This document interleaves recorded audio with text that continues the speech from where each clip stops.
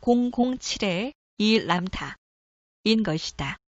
생각으로 자신을 무지와 질병, 죽음에 빠뜨릴 능력이 당신에게 있다는 것을 깨닫는다면 더 위대해질 수 있는 능력 또한 당신이 가지고 있다는 것을 깨닫게 될 것이 다단지 더 무한한 생각이 흘러 들어올 수 있도록 자신을 열어놓음으로써 그리하여 당신은 더 천재적이고 더 창조적이 되며 그리고 영원한 생명을 얻게 된다.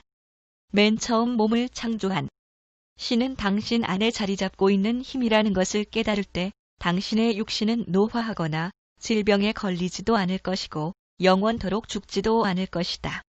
그러나 당신이 지금까지 가지고 있는 믿음에 매달려 당신의 사고를 제한하는 한 아침 해를 영광스럽게 하고 저녁 하늘을 신비롭게 해주는 무한을 당신은 결코 다시 경험하지 못할 것이다. 이 세상에서 당신이 죽으면 어떻게 될까? 글쎄, 육신은 죽는다. 하지만 보이지 않는 곳에서 말없이 생각하는 당신은 항상 살아있다. 만약에 당신이 죽는 것을 선택해서 당신이 이곳을 떠난다면 당신이 죽는 것을 선택할지라도 진정한 당신은 땅속에 묻혀 벌레에 먹히고 마침내 한 줌의 재로 되지는 않는다. 당신은 바람처럼 지속적이다. 당신이 가는 곳은 당신이 온 곳이다. 그리고 그곳에서 다음 모험으로 무엇을 경험할 것인지 결정한다. 그렇게 모든 일들이 이루어진다. 그리고 당신은 이곳으로 돌아올 것이다. 얼마나 많은 횟수가 될지 모른다. 당신의 본성을 하느님으로 파악할 때까지. 그러고 나면 당신은 다른 하늘, 다른 곳에서 더 멋진 새로운 모험을 즐기게 될 것이다. 당신은 당신이 상상할 수 있는 것보다 훨씬 더 많이 사랑받고 있다. 왜냐하면 당신이 무엇을 하든지 당신은 여전히 살아있을 것이기 때문이다. 그런데도 왜 걱정을 하는가? 왜 싸워야 하는가? 왜 스스로를 병들게 하는가? 왜 스스로를 슬프게 하는가? 왜 당신 자신을 한계 속에 구속하는가? 왜 떠오르는 아침 햇살의 광휘를 즐기지 못하며 왜 바람의 자유나 아이들의 웃음을 즐기지 못하는가? 왜 투쟁 대신의 삶을 선택하지 못하는가? 당신의 생은 자꾸자꾸 반복한다. 당신의 씨앗은 항구적이다. 영원히 존재하는 것이다. 아무리 불신이 깊어도 아무리 당신의 왕국을 제한해도 걱정과 실망이 많다 해도 결코 없앨 수 없는 것이 하나 있다. 8211. 그것은 생명이라고 부르는 것이다. 아무리 당신이 눈을 가리고 배척해도 당신은 언제나 생명을 가지고 있다. 왜냐하면 그것은 하느님이라고 하는 것이기 때문이다. 그리고 그것은 당신이다. 당신이 지금 살고 있는 삶은 꿈이다. 웅대한 꿈이며 말하자면 허울일 따름이다. 이 삶은 물질과 함께 논이는 생각이다. 이 삶은 당신의 감성을 이 세상에 얽매이게 하는 견고한 현실을 창조한다. 그리하여 꿈을 꾸고 있는 당신이 깨어날 때까지 그러한 일이 계속될 것이다. 한 번도 진정으로 자신을 돌아다 본 적이 없기 때문에 당신은 당신 자신이 얼마나 아름다운지 결코 알 수가 없었다. 당신은 자신이 누구이고 무엇인지 결코 알아보려 하지 않았다. 하느님이 어떤 모습을 하고 있는지 알고 싶은가? 가서 거울을 들여다보라. 바로 그의 얼굴을 볼 수 있을 것이다. 당신이 가치 있음을 알라. 당신의 가치를 평가하는 것은 의미가 없다. 당신의 아름다움을 생생하게 묘사할 이미지는 없다. 또한 당신의 왕국에는 끝이 없다. 설법 중에 가장 위대한 설법은 산상에서 위대한 마스터가 행한 것이다. 그곳에 서서 그의 말을 들으려고 온 많은 대중 앞에서 이렇게 말했다. 하느님을 보라. 그것이 그가 말할 필요가 있는 전부였다. 하느님을 보라. 왜냐하면 각자가 자신의 한계를 만들었기 때문이다. 욕망, 질병, 빈부, 기쁨과 슬픔, 삶, 그리고 죽음까지도. 하느님을 보라. 이 말을 기억하라. 모든 것 안에 살아있는 이는 바로 당신이니까. 어느 날 당신은 하느님을 보게 될 것이다. 참 나의 가다하라. 당신에게 필요한 것은 이것뿐이다. RAMTHA 23 6장 3 뒤에 또 3. 죽음이라는 것은 크나큰 환영이다. 왜냐하면 죽음은 오직 육신만의 것이기 때문이다. 몸 안에 거하는 개성적 자아는 영원히 지속한다. 당신은 한 송이 꽃보다도 못한가? 꽃의 생명은 무엇인가? 꽃은 꽃봉오리가 따뜻한 햇볕을 받아 활짝 피어난 것이다. 경이로운 꽃향기는 주위에 가득 퍼져 모든 것이 새로운 생명의 약속을 기뻐하게 만든다. 새들은 더욱 높이 하늘을 날고 벌들은 부지런히 꿀을 따며 인간들은 즐겁게 사랑을 추구하게 만든다. 그리하여 경이로운 꽃은 다시 돌아올 수 있도록 씨를 맺는다. 꽃이 떨어지면 열매가 열린다. 이를 지혜라고 한다. 이는 삶의 결실이다. 그리고 씨를 수확하며 가을의 풍취가 만연한 온 땅에서 추수를 한다. 그러고 나면 나무는 그 화창하던 잎을 잃어버리고 북풍에 떨며 앙상한 모습으로 거기에 서 있다. 거대하고 하얀 침묵이 내려오면 나무 가지는 두텁고 눈부신 빛으로 덮이게 된다. 그리고 모든 것이 추위에 떠는 황량한 대지가 펼쳐진다. 이제 그 꽃은 어디로 가버린 것일까? 기억으로 남아있다. 그리고 다시 나오게 된다.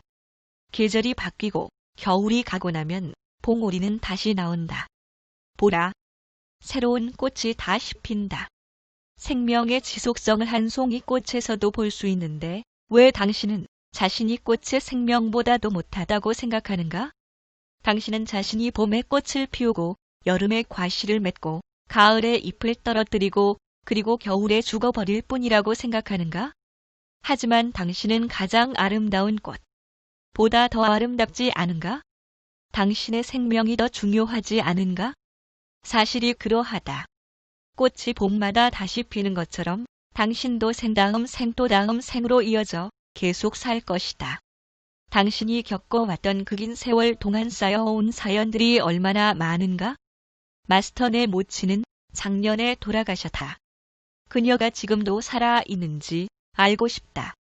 그리고 살아있다면 그녀가 행복한지도 알고 싶다. 람타 죽음을 믿는가? 마스터 때로는 죽음을 믿는다. 그러나 어쩌면 우리는 계속해서 살지도 모른다는 느낌을 가지고 있을 때가 많다. 나는 아이가 셋이다. 내가 그 애들에게서 관찰할 수 있었던 것은 갓 태어날 때부터 각자가 매우 다른 성격을 가지고 있었다는 것이다.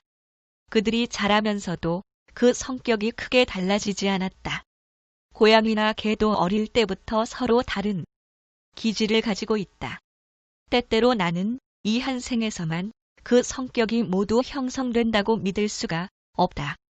그래서 우리가 전에도 살았고 앞으로도 계속 살 것이라는 가능성을 생각한다. RAMTHA 24 람타 훌륭한 관찰이다. 중요한 진실을 말하겠는데 이것을 절대로 잊지 말기 바란다. 생명에 결코 종말을 없다. 몸을 버리는 것은 사실이다. 목을 따고 내장을 꺼내고 어떤 짓이든지 할 수 있다. 그러나 그 몸체 안에 있던 개성적 자아는 결코 파멸시킬 수 없다. 어떻게 생각을 파괴하고 없애버리며 칼로 베고 멸할 수 있는지 잠시라도 생각해보라. 그럴 수는 없다. 살아있는 모든 피조물의 생명력은 인간이든 동물이든 생각과 감성에 보이지 않는 집합으로서 개성적 자아라고 하며 신체 모습의 내면에 살아있다. 덕성, 활기, 성격을 만드는 것은 생각의 보이지 않는 본질이고 그것은 에너지다. 이것이 입을 움직이게 하고 눈을 움직이게 하고 팔다리를 움직이게 한다 말하자면 이 신기한 에너지가 가느다란 끈을 당겨 움직임이 가능해진다. 아무것도 에너지를 파괴하지 못한다. 아무것도 다른 것에서 생명력을 빼앗지 못한다. 죽음이라는 것은 커다란 환영이다. 왜냐하면 죽음은 오직 육신만의 것이기 때문이다. 몸 안에 거하면서 육신을 움직이는 그 본성은 다시 돌아오고 원하면 새로운 신체를 구성한다. 몸 안에 살아있는 생명력은 영원한 것이기 때문이다. 기억해 두라. 이제 이 세상을 떠나는 실체에 무슨 일이 일어나는지 말해주겠다. 육신이 더 이상 쓸모가 없으면 에너지, 영혼은 그 실체의 영성에 의해 빠져나온다. 모든 것이 영혼을 가지고 있다. 그렇지 않았다면 생명을 유지할 수 있는 에너지와 창조성을 가질 수 없다. 영성이 영혼을 불러일으켜 영혼이 자리하던 공간에서 풀어주면 모든 것이 잠잠해지고 평화롭게 된다. 당신의 종교는 이렇게 말한다. 보라, 하느님의 요람의 고통도 눈물도 슬픔도 더 이상 없도다. 이것이 현실이다. 이 세상을 떠나면 육신의 본능과 감각으로부터 자유로워진다. 이것은 더 이상 두려움, 아픔, 고통, 육신의 배고픔, 걱정을 일으키는 시간이라는 환영을 경험하지 않는 것을 의미한다. 육신과 관련되었던 모든 것은 더 이상 지니지 않은 채 유토피아라고 하는 곳에 머물게 된다. 그곳이 하느님의 요람인 것이다. 육체의 죽음은 휴지기에 드는 것과 같다. 영성이 영혼을 불러일으키면 영혼은 몸 안에 있는 마지막 에너지 센터를 통하여 위로 이동한다. 이 센터를 차크라, 역주회, 전하는 바퀴라는 뜻의 산스크리트어로서 인체의 주요 신경총 근처에 위치한 에너지 저장소다. 회음부, 배꼽, 태양총, 가슴, 후두부, 이마, 정수리에 7 차크라가 있으며 쿤달리니, 영적 에너지가 터질 때 차크라는 생기를 띠고 활성화된다. 정수리 차크라, 뇌의 수체가 완전히 열리면 깨달음에 도달한다고 한다. 또는 막막이라고 한다. 기억의 집합인 영혼은 뇌의 한가운데에 있는 뇌의 수체라는 마지막 7째 막을 통하여 몸의 세포체를 빠져나간다. 이 과정은 종종 바람 소리가 들리면서 터널을 통과하는 듯한 경험으로 느껴진다. 역주 죽음을 경험했다가 다시 살아났던 사람들의 경우에 대한 보고서에 의하면 조사 대상의 60%가량은 터널을 통과하는 느낌을, 30%가량은 다리를 건너는 느낌을 가졌으며 나중에 빛을 보았다고 보고했다. 이 터널을 지나고 나서 보이는 빛이 당신 존재의 빛, 당신 존재의 영성이다. 일단 당신의 영혼이 육신을 빠져나가면 육신은 죽고 당신은 다시 자유로운 영혼체가 된다. 이렇게 되는 것은 한순간이고 고통도 없다. 죽음의 순간에 모든 것은 빛을 내고 눈부시게 밝아진다. 이 세상을 떠나는 순간에 당신은 물질의 밀도를 벗어나 빛의 존재로 돌아간다. 그곳에서 당신은 단순히 강력한 마음이자 감성이며 당신의 몸은 빛의 몸 광채에 의로서 빛의 형상을 하고 있는 당신이 받아들이는 생각에 따라 자신의 전기적 형상을 바꾼다. 그 지점에서부터 당신은 7 세상 중에 하나로 가게 된다. 당신이 어느 세상으로 가는지는 이 세상에서 당신이 감상적으로 표현했던 태도에 따라 결정된다. 여기서 세상이라고 하는 것은 단순히 삶이며 그것에 가른 수준들을 말한다. 예수와 벤 조셉은 7 하늘나라를 말했다. 사실상 7 세상이 있다.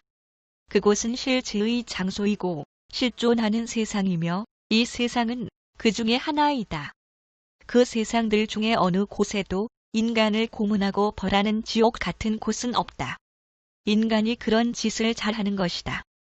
당신이 육체를 떠나면 당신이 이 세상에서 표현한 의식 이해 또는 축적된 감성적 태도에 따라 당신은 항상 그에 걸맞은 세상 또는 진동 수준으로 가게 된다.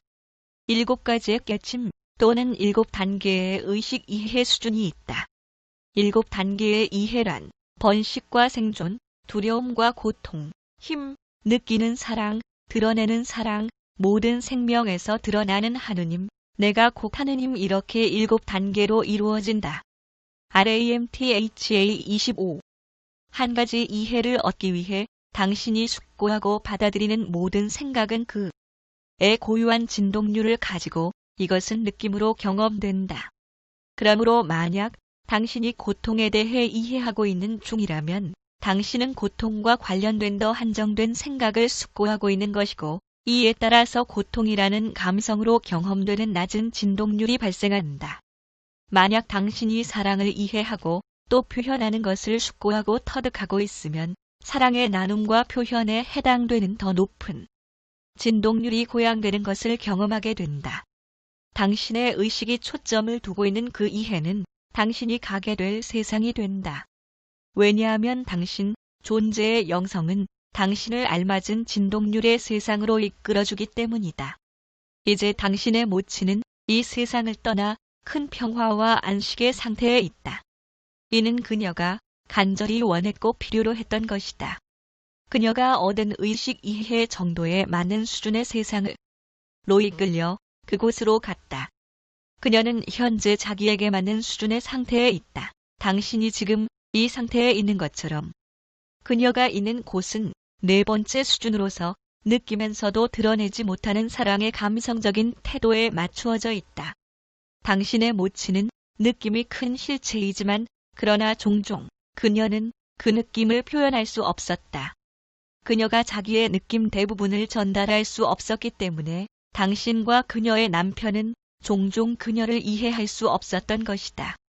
당신의 모친은 고귀한 수준에 있으며 그녀가 원하는 동안 그곳에 남아있을 것이다. 그녀가 진보를 생각하게 되면 그때 빛 의존제로서 생각의 다른 차원으로 확장을 계속하게 될 것이다. 또는 그녀가 선택한다면 그녀는 이 세상으로 다시 돌아올 수도 있다. 그녀를 가장 잘 나타낼 수 있으리라 여겨지는 유전, 형질을 빌어 물질의 세상인 이 이승에서 그녀는 7번째 수준의 이해를 향한 진보를 계속할 수 있다. 이승, 이 현세는 본보기 세상이라고 불리기도 한다. 이곳에서 실체는 자신의 창조력을 물질에서 목격할 수 있고 감성을 어떤 식으로든 실제로 표현해 볼 수 있기 때문이다. 이곳은 7 중에 어둠이 있는 유일한 곳이자 빛의 음악을 들을 수 없는 유일한 곳이다. 실체는 많은 지식을 가지고 태어나지만 사회의식이라는 프로그래밍을 통하여 무지로 돌아서 버리는 곳이다. 이러한 일이 이곳에서 일어나고 있다.